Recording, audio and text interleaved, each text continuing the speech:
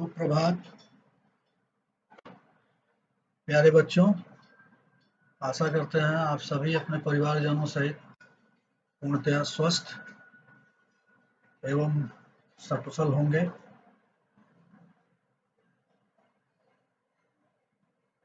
मैं ये भी अपेक्षा करता हूँ आपसे कि आप सभी के स्मार्टफोन में आपने आरोग्य सेतु ऐप को इंस्टॉल करके रखा होगा और समय-समय पे उसे आप अपडेट भी करते होंगे तथा जो उसमें सेल्फ असेसमेंट टेस्ट है वो भी आप एक निश्चित इंटरवल पे ज़रूर देते होंगे। बहुत ही महत्वपूर्ण है। वर्तमान समय में जो कोविड-19 अर्थात कोरोना वायरस का संक्रमण फैल रहा है, उसमें टेक्नोलॉजी काफ़ी हद तक हमें उस संक्रमण से बचा सकती है।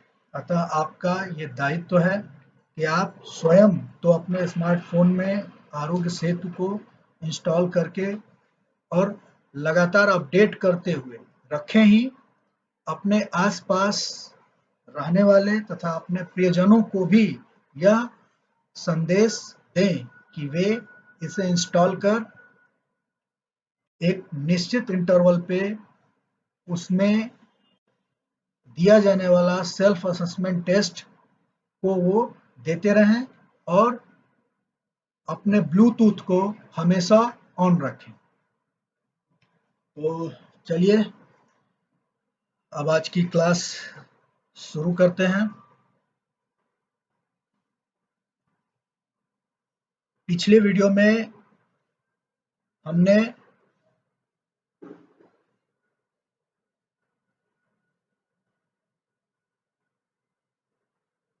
व्यावसायिक शिक्षा की परिभाषा, उसका उद्देश्य एवं उसकी आवश्यकता को जाना था। इस वीडियो में हम पुनः एक बहुत ही महत्वपूर्ण बिंदु पर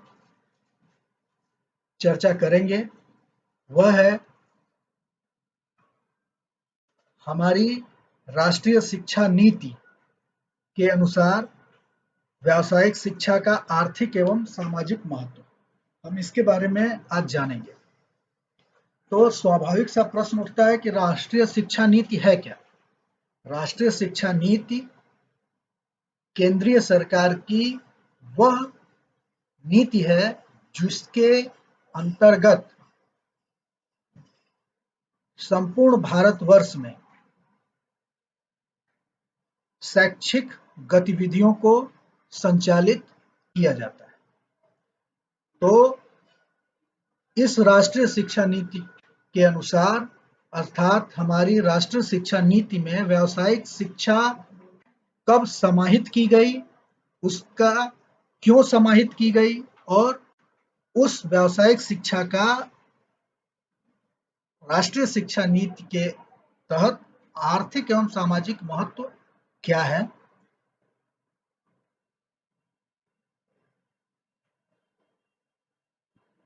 इस पर चर्चा शुरू करते हैं। तो सबसे पहले राष्ट्रीय शिक्षा नीति कब लागू की गई, इसको जानते हैं। जैसा कि आपकी स्क्रीन पे आ रहा है, कुछ जानकारियां आ चुकी हैं।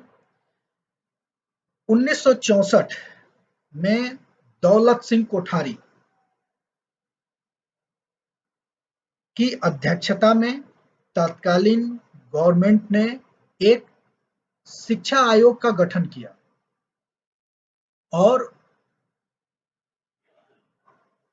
उस आयोग ने जो अपनी रिपोर्ट सौंपी भारत सरकार को, उसके आधार पर 24 जुलाई 1968 को भारत सरकार ने भारत की प्रथम राष्ट्रीय शिक्षा नीति को घोषित किया और लागू किया। इस शिक्षा प्रणाली में 10+2+3 अर्थात हाई स्कूल प्लस इंटर और स्नातक पद्धति का विकास हिंदी को संपर्क भाषा के रूप में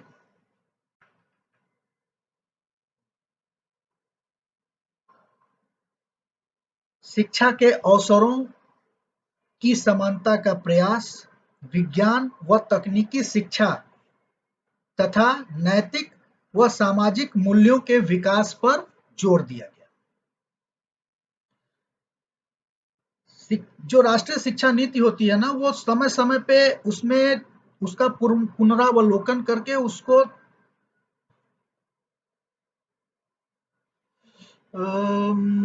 मतलब एक तरह से उसको मॉडिफाई करते रहते हैं। तो इसी क्रम में मई 1986 में जो पुरानी शिक्षा नीति चल रही थी उसका पुनरावलोकन किया गया तथा नई राष्ट्रीय शिक्षा नीति को लागू किया गया, जो अब तक चल रही थी।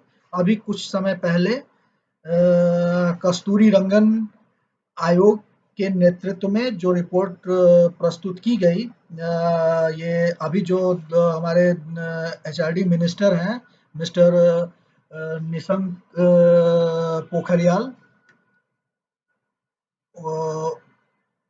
उन्होंने नई शिक्षा नीति को पुनः लागू कर दिया है।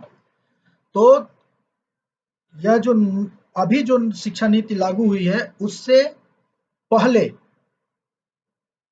1986 और आज तक के बीच में भी एक शिक्षा नीति लागू हुई थी, जिसमें विज्ञान, तकनीकी शिक्षा के साथ-साथ पहली बार व्यावसायिक शिक्षा का समावेश किया गया था तथा व्यावसायिक शिक्षा के कार्यक्रम को व्यवस्थित और सुनियोजित दृढ़ता से क्रियान्वित करने पर पुरजोर बल दिया गया था।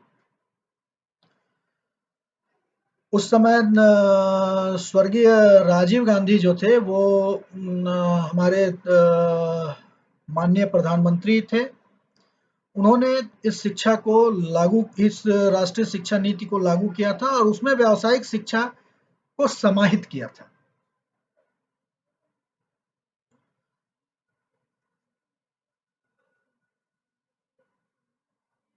आगे की जानकारियां आपके स्क्रीन पे पुनः एक बार आ चुकी हैं। तो वो जो 1986 में जो राष्ट्रीय शिक्षा नीति लागू हुई थी उसमें कहा गया था कि व्यावसायिक शिक्षा अपने जो मतलब जो मुख्य शिक्षा चल रही है उसमें एक विशिष्ट धारा होगी, जिसका उद्देश्य कई क्षेत्रों के चुने हुए काम धंधों के लिए विद्यार्थियों को तैयार करना होगा। ये कोर्स आमतौर पर हाई स्कूल की शिक्षा के बाद की शिक्षा की मुख्य धारा में समाहित किए जाएंगे, लेकिन इस योजना को लचीला रखा जाएगा ताकि कक्षा 8 के बाद भी विद्यार्थी ऐसे कोर्सों का चयन कर सकें। औद्योगिक प्रशिक्षण संस्थान भी बड़ी व्यावसायिक शिक्षा के ढांचे के अनुसार चलेंगे ताकि इनमें प्राप्त सुविधाओं का पूरा लाभ उठाया जा सके।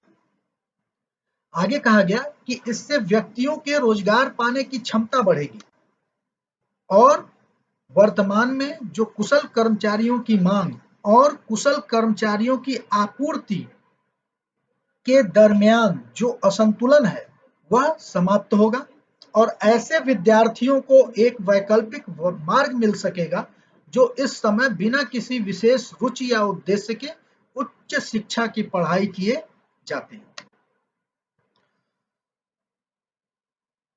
तो ये सारी बातें 1986 में जो राष्ट्रीय शिक्षा नीति लागू हुई थी उसमें कहा गया था। इनका समावेश किया गया था मुख्य शिक्षा की धारा में और तब से आज तक व्यावसायिक शिक्षा निरंतर माध्यमिक स्तर, हाई स्कूल स्तर पर पढ़ाई जा रही है और आप जैसे बहुत सारे छात्र एवं छात्राएं पूरे हिंदुस्तान में इसका लाभ लेके अपने जीवन को,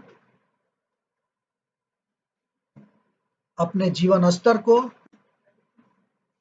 ऊपर ले जा रहे हैं। आगे बढ़ते हैं।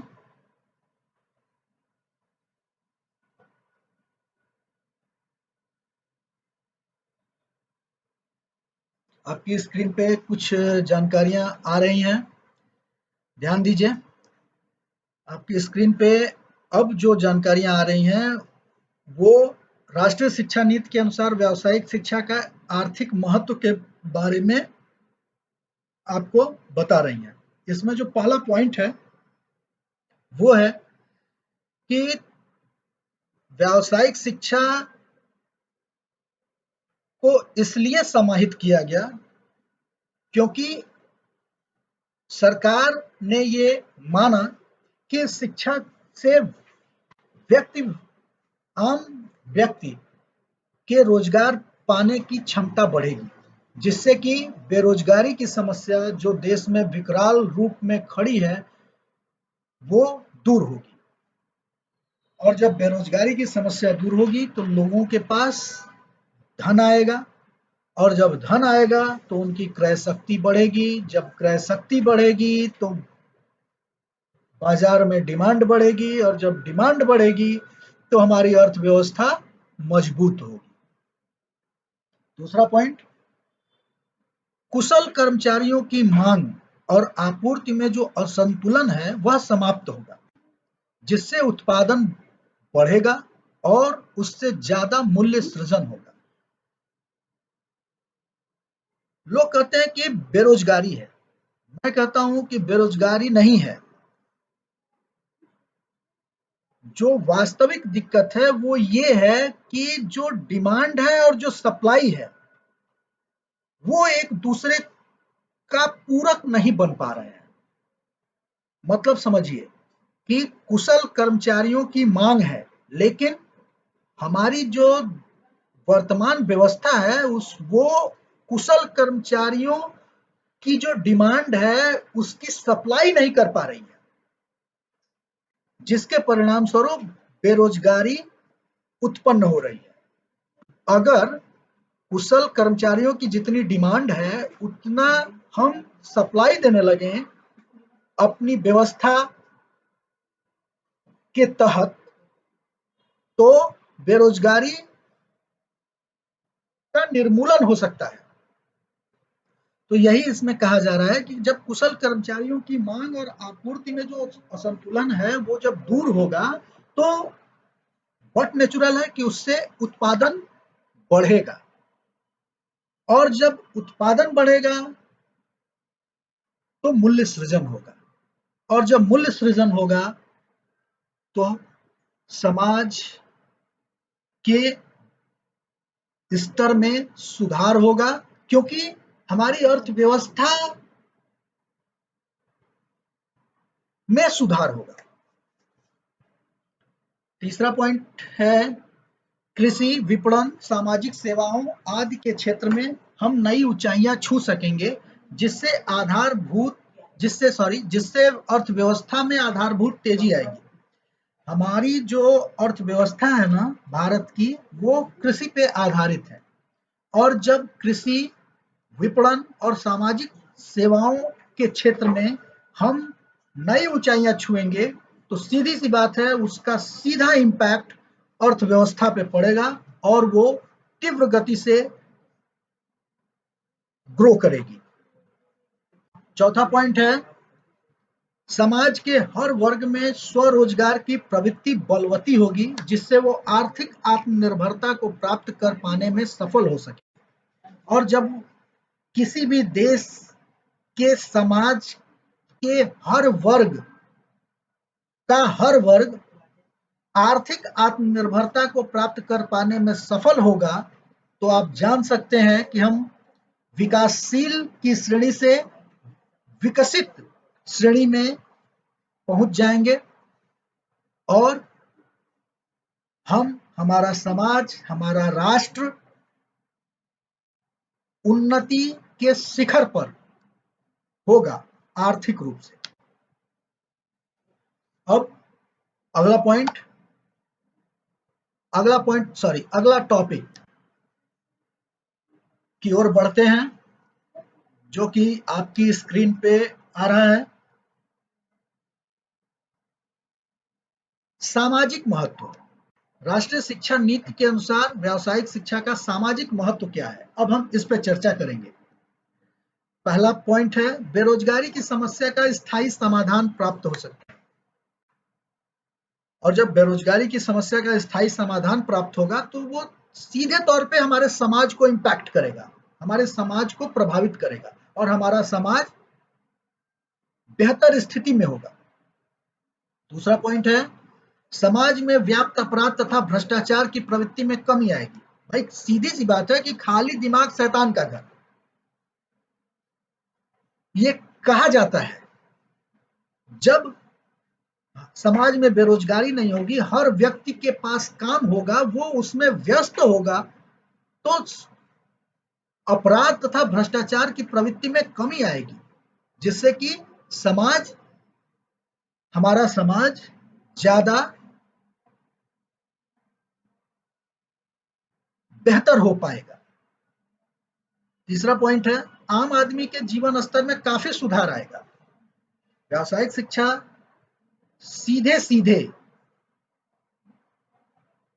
अर्थ की शिक्षा है। अर्थ मतलब मूल्य सृजन, धनार्जन की शिक्षा है, जिसके प्रभाव से जो आम आदमी है उसका जीवन स्तर सुधर सकता है और समाज की इकाई यही आम आदमी है।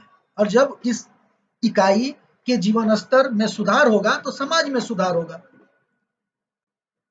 चौथा और अंतिम पॉइंट है, व्यावसायिक शिक्षा से सामाजिक ढांचे को ज्यादा पारदर्शी और सुगठित किया जा सकता है। तो जैसा मैं ऊपर के बिंदुओं को जब मैं एक्सप्लेन कर रहा था तो मैं यही बात आपसे कहने का प्रयास कर रहा था कि व्यावसायिक शिक्षा से सामाजिक ढांचे को ज्यादा पारदर्शी और सुगठित किया जा सकता है। ऐसा करने में व्यावसायिक शिक्षा हर एक बिंदु पर पूरी तरह से खरी उतरती है।